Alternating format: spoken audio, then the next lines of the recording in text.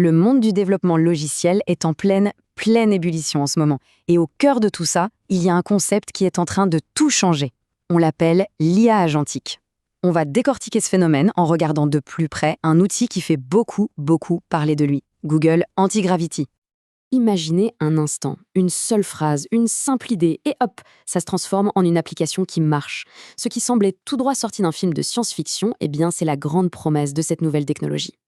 Bon, mais alors, l'IA agentique, qu'est-ce que c'est concrètement? Attention, ce n'est pas juste un petit assistant qui nous souffle la prochaine ligne de code. Non, c'est bien plus que ça. Pensez plutôt à un vrai chef d'orchestre, une équipe d'intelligence artificielle qui gère des projets de A à Z, de l'idée de départ jusqu'au lancement. Cette citation de Jérôme Henry, elle résume tout, vraiment. On est en train de vivre un vrai changement de paradigme. Ce n'est pas juste une petite amélioration, hein, c'est une refonte totale de la façon de créer des logiciels. En gros, on ne dit plus à la machine « voilà comment tu dois faire », on lui dit simplement « voilà ce que je veux obtenir ». D'accord, mais concrètement, comment ça marche? Allez, on va jeter un œil sous le capot pour voir un peu la mécanique derrière cette technologie assez ambitieuse. Le changement, il est vraiment fondamental.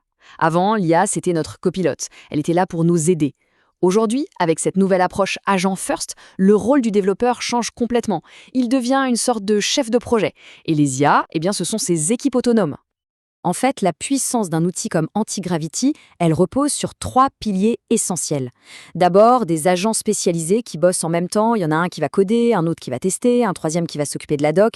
Ensuite, tout ce petit monde travaille dans un environnement unifié, un peu comme un vrai développeur avec son éditeur, son terminal, son navigateur. Et enfin, et c'est un gros plus, il y a la flexibilité de pouvoir choisir le meilleur modèle d'IA pour chaque tâche.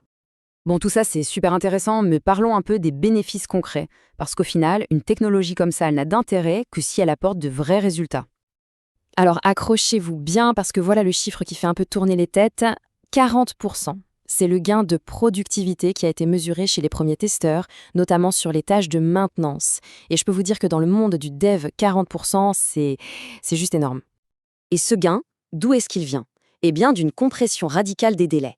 Regardez, une tâche de prototypage qui prenait facile une semaine, maintenant, c'est l'affaire d'1 ou 2 jours. Un petit bug qui pouvait nous occuper pendant des heures, c'est réglé en moins de 30 minutes. C'est une accélération de tout le cycle de développement qui est assez spectaculaire. Donc, pour une entreprise, ça se traduit par quoi? En gros, 3 avantages clés. Primo, on peut tester des idées beaucoup plus vite. Secondo, on réduit les coûts et le temps passé sur la maintenance.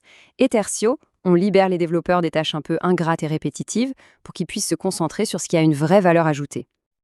Mais bon, après cet enthousiasme, il faut aussi être réaliste. Cette technologie est super puissante, c'est clair, mais attention, ce n'est pas de la magie. Elle vient aussi avec son propre lot de défis et d'obstacles. Et ça nous amène à la grande question. Est-ce qu'on peut vraiment laisser ce nouveau codeur IA travailler tout seul, sans surveillance? Est-ce qu'on peut lui confier les clés d'un projet important? Pour l'instant, la réponse est, disons, nuancée. Les premiers retours d'expérience, ils mettent en lumière plusieurs points de friction.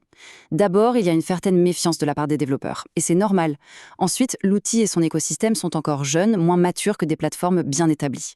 Et enfin, paradoxalement, le processus peut parfois sembler plus lent parce qu'il demande énormément de confirmation humaine pour s'assurer que tout se passe bien. Et c'est là que cette partie de la citation de Jérôme Henry devient cruciale. La clé, ce n'est pas l'automatisation à tout prix. C'est de réussir à créer une collaboration intelligente entre l'humain et l'IA. La supervision humaine, ce n'est pas une option, c'est une obligation. Le point absolument central ici, c'est la gouvernance.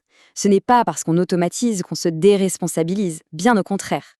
Chaque ligne de code générée par l'IA, surtout quand on touche à des applications critiques, avec des données financières ou de santé par exemple, eh bien elle doit absolument passer par une validation humaine rigoureuse. C'est non négociable. Maintenant, projetons-nous un peu. Qu'est-ce que tout ça signifie pour l'avenir du métier de développeur? Parce que c'est évident, si l'outil change, le rôle du professionnel, lui aussi, doit forcément évoluer. L'évolution, elle est très claire. Le développeur n'est plus seulement celui qui écrit le code ligne par ligne. Il devient celui qui pilote la création de ce code. On passe de l'exécution, du micro-détail, à la stratégie, à la vision d'ensemble. Le focus, c'est maintenant l'architecture et la supervision. Du coup, pour s'épanouir dans ce nouveau monde, il y a 3 compétences qui deviennent absolument essentielles. Premièrement, savoir parler à la machine, c'est-à-dire formuler des objectifs ultra précis pour la guider. Deuxièmement, développer un œil d'expert pour relire et valider très vite ce que l'IA produit.